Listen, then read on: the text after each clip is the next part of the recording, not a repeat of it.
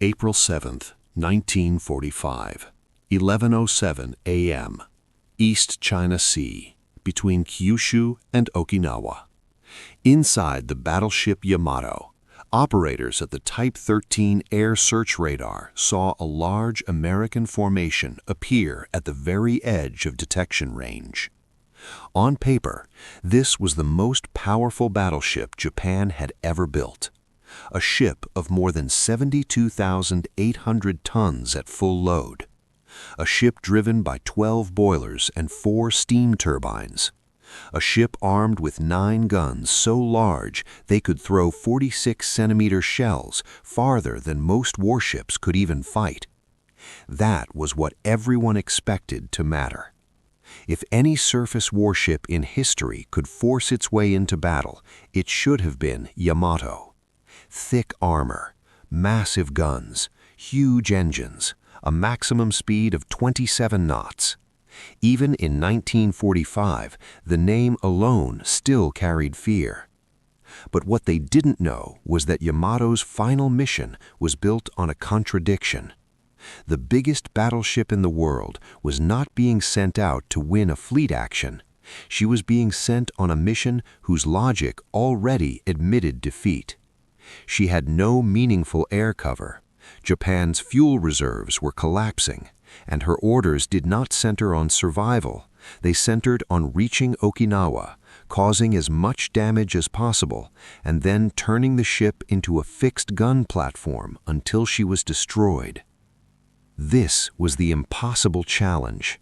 How do you use a 263-meter battleship designed for decisive gun combat in a war now ruled by carrier aircraft, radar scouting, and fuel shortages? How do you keep a giant steel fortress alive when the enemy can attack from beyond the horizon, from above, and in repeated waves? And here is the promise. What you are about to discover is not just how Yamato was sunk, it is how Japan's greatest battleship became the final engineering confession of the battleship age. A machine so powerful, so expensive, and so advanced for one kind of war that it became almost useless in the kind of war that actually arrived. But here's the engineering challenge nobody had solved before. How do you send the world's largest battleship into battle when the entire battlefield has changed around it? To understand why Yamato's last mission mattered, you need to understand why she existed in the first place. Japan knew it could not match the United States ship for ship forever, so Japanese naval planners made a different bet. If they could not build more battleships than America, they would build bigger ones. Heavier armor, larger guns, greater striking power. In one decisive battle, superior individual ships might defeat a larger fleet. That idea produced the Yamato class. Commissioned in December 1941, Yamato represented the peak of that doctrine. She displaced about 65,000 tons standard and more than 72,800 tons full load. She was 863 feet long with 150,000 shaft horsepower driving 4 propellers. Her range under ideal cruising conditions was roughly 7,200 nautical miles at 16 knots. Her armor was immense. Her main turrets carried the largest naval guns ever mounted on a battleship. Think of it like building the strongest safe ever made because you believe the next robbery will be fought with bigger hammers. That makes sense only until the attackers stop using hammers and start using explosives, electricity, and remote tools instead. That is exactly what happened at sea. By 1944 and 1945, naval war was no longer decided mainly by ships firing at one another across the horizon. It was decided by scouting aircraft, carrier strike waves, radio coordination, radar warning, and the ability to find and hit an enemy before surface guns ever came into play. Battleships still had value, but they were no longer the center of the system. America adapted to that change faster. Japan did not stop understanding battleships. Japan stopped controlling the environment that made battleships decisive. By the time U.S. forces landed on Okinawa in April 1945, Japan's position was desperate. Carrier aviation had been shattered, pilot quality had fallen, fuel was critically scarce. Ships could still be sent to sea, but they could not be properly supported with fighter cover, layered reconnaissance, and sustained logistics. That is where Operation Ten Ichi-Go enters the story. Vice Admiral Seiichi Ito's Surface Special Attack Force would include Yamato, the light cruiser Yahagi, and 8 destroyers. Their orders were simple, brutal, and revealing. The force was to reach Okinawa, sink as many troop transports as possible, then beach itself and continue firing until ammunition ran out. After that, the crews were expected to go ashore and fight to the last man. That order tells you everything. Yamato was no longer being used as a fleet centerpiece. She was being used as a giant expendable weapon. And here is where the story becomes truly remarkable. The most powerful battleship Japan ever built was being sent to war in a role that treated survival as optional. The heart of Yamato's final mission was not courage. It was mismatch. Everything the ship had been designed to do collided with everything the mission required. The first problem was fuel. This part is often misunderstood. Some survivor accounts later described the mission as a one-way voyage with fuel only for Okinawa. Other official naval summaries say the force actually received as much fuel as Japan could provide. Those two versions sound different, but they point to the same truth. By April 1945, fuel was no longer something planners could treat as normal. It had become a hard limit on strategy itself. And fuel at sea is not just about distance. Fuel means options. It means the freedom to maneuver, reroute, increase speed, zigzag against submarines, evade aircraft, or return to base after damage. Once fuel becomes scarce, a ship begins losing choices before the battle even starts. Records of Yamato's final preparations show that she took on about 1,000 tons of fuel oil on March 28 and then about 3,400 tons more on April 6 at Tokuyama before departure. That tells you the level of strain Japan was under. Fuel for this last operation had to be gathered in fragments. The second problem was air defense. By late 1944 refit, Yamato carried about 150 25mm anti-aircraft guns, along with 12 dual 5-inch mounts. That sounds overwhelming, but a huge number of guns does not solve the basic problem of facing coordinated carrier strikes without friendly fighters above you.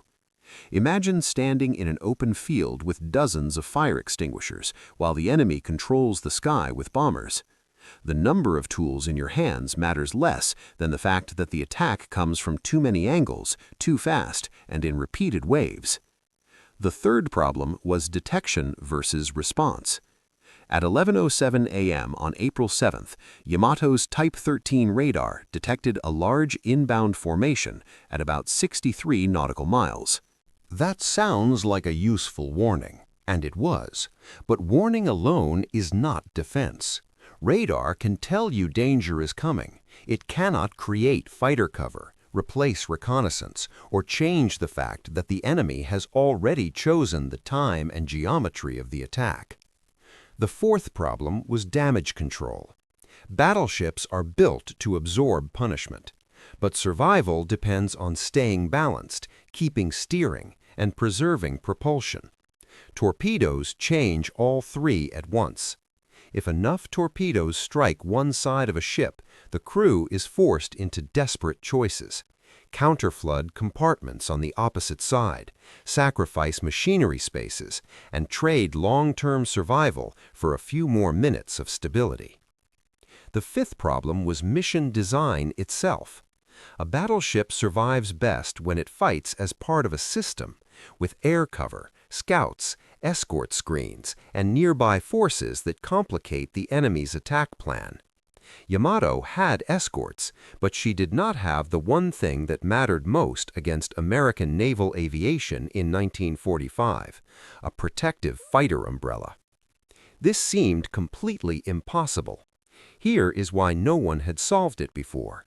No navy had found a reliable way for a large surface ship to endure repeated daylight carrier strikes once enemy air superiority was complete. Armor could resist shells, engines could create speed, guns could dominate a surface duel. But none of those things guaranteed survival against aircraft attacking in waves from multiple bearings while flooding, list, and steering damage built on one another. But this solved only half the problem, because even if Yamato could survive the first wave, the mission still required her to remain a useful weapon after the damage began. The secret of Yamato's last mission is that the Japanese did not solve the old battleship problem better. They redefined the ship's purpose. The solution was not a hidden engine upgrade, a secret armor formula, or a new weapon. It was a desperate operational redesign. Step 1. Turn Yamato into bait. A first-person Japanese account later described the logic very clearly. Yamato's sortie was expected to draw American attention away from Okinawa and absorb U.S. air pressure that might otherwise fall more heavily on Japanese special attack aircraft. In effect, the ship's size and symbolic value became part of the plan. Step 2. Turn mobility into delivery. If Yamato reached Okinawa, she was to beach herself and use her 18.1-inch guns in support of the land battle. That meant one of the most powerful mobile warships ever created was being reconceived as fixed artillery. Step 3. Maximize fire volume. On March 29th, Yamato loaded a huge ammunition supply, 1,170 rounds for the main guns, 1,620 rounds for the secondary battery, 13,500 anti-aircraft rounds, and 11.5 million rounds for smaller caliber weapons. This was the loadout of a ship expected to expend everything. Step 4. Trust damage control to keep the ship alive long enough to matter. That was the gamble. Not that Yamato would remain undamaged, but that her crew could manage damage faster than the Americans could inflict it. Now let's walk through the final day. The day walkthrough, April 6, 1945. 3:20 p.m., Yamato departs Tokuyama. With her go the cruiser Yahagi and 8 destroyers, Isokaze, Hamakaze, Yukikaze, Kasumi, Hatsushimo, Asashimo, Fuyuzuki, and Suzutsuki.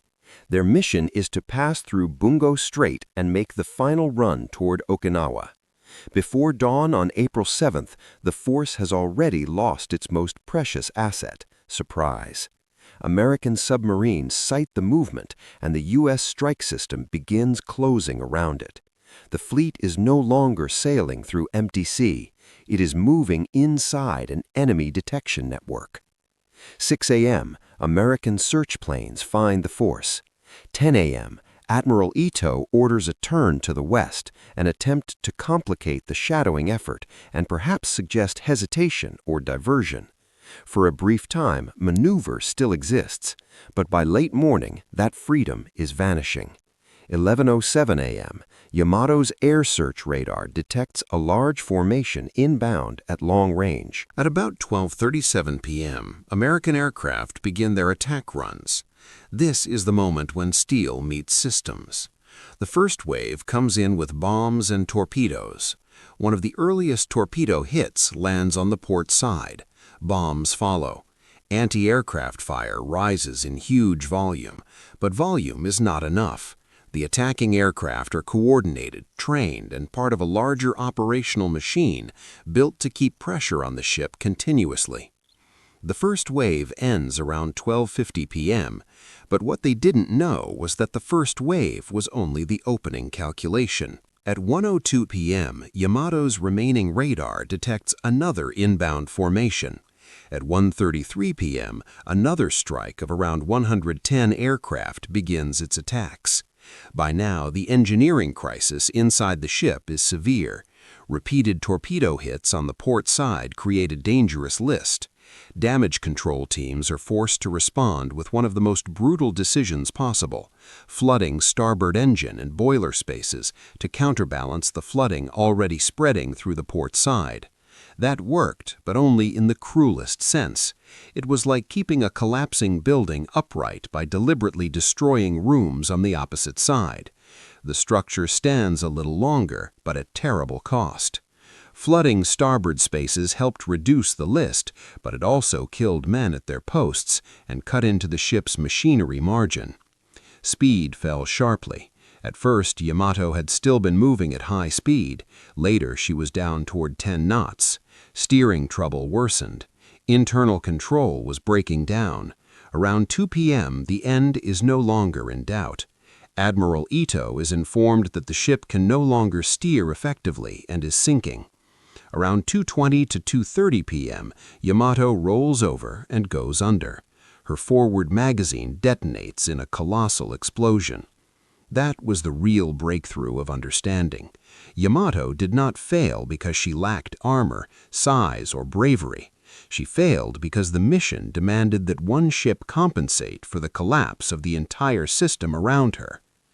However, the biggest obstacle was still ahead, not for the crew, but for history itself, because after Yamato sank, the world had to face what her destruction actually meant. The results were immediate, measurable, and devastating. Yamato never reached Okinawa. She never beached herself. She never used her main guns in the shore support role for which the mission had been redesigned.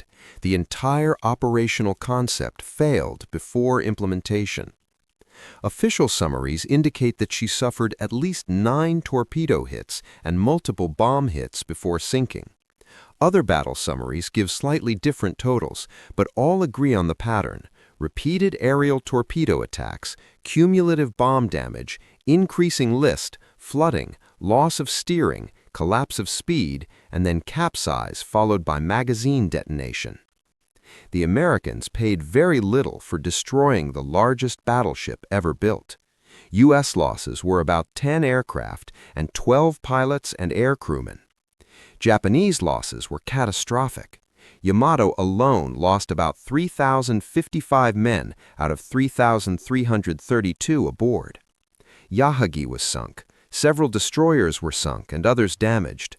A mission launched as a final special attack became instead a demonstration of just how complete American control of the air had become. What the crew experienced next was the mechanical end of the battleship era. Once the ship lost steering, balance, and speed under repeated air attack, her armor and guns could no longer change the outcome. They could only delay it. It failed. Completely. But the failure is exactly what makes the engineering lesson so powerful. Yamato's last mission changed naval history not by succeeding, but by proving something beyond argument. First, it proved that the decisive unit of naval warfare was no longer the individual battleship, it was the network around it.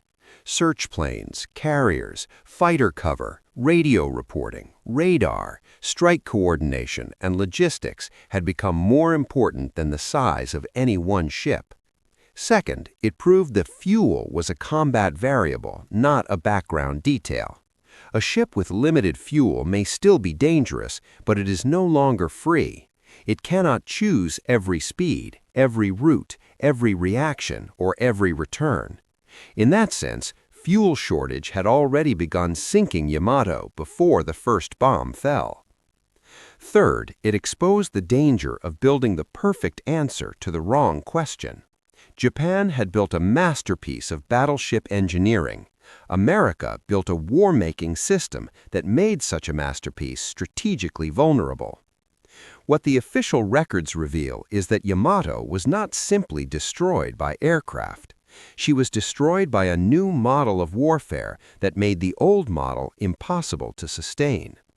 And the ripple effects reached far beyond 1945. Post-war naval design never forgot this lesson. Surface ships still mattered. Heavy naval guns still had uses, but the center of naval power shifted permanently toward carriers, guided weapons, integrated sensors, and layered defense.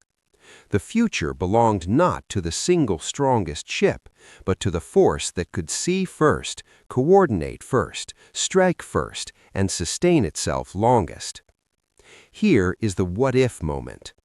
If Yamato had somehow reached Okinawa and beached successfully, she might have inflicted local damage and forced an even bloodier firefight offshore, but she would still have been fixed in place, exposed to constant air attack, and cut off from the kind of support that gave warships real endurance. The mission might have looked different. The lesson would have remained the same. So what is the true achievement summary of Yamato's final mission?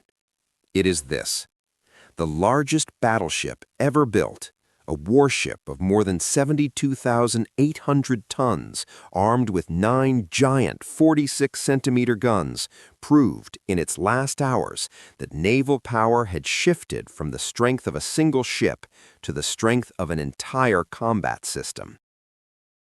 The next time you watch footage of a modern destroyer, cruiser, or carrier group, notice what defines it: sensors, networks, air cover, missile defense, electronic warfare, command links. That world did not appear by accident. It emerged because ships like Yamato revealed in the harshest possible way what size and armor could no longer solve alone. And that is why this story still matters now. If a different decision had been made that morning, if Yamato had never sailed, or if Japan had redirected those resources years earlier toward fuel, aircraft, pilot training, and integrated fleet defense, how different would the final shape of Pacific naval warfare have looked? History rewards bold engineering, but it rewards adaptive engineering even more. This channel explores the engineering secrets that changed history, the hidden decisions, the classified failures, and the impossible fixes behind the machines that shaped war and technology. If that is your kind of history, subscribe and turn on notifications. And tell me in the comments, was Yamato doomed because she was a battleship in an air war, or because Japan no longer had the industrial and fuel system required to make any major warship survivable? Thanks for watching.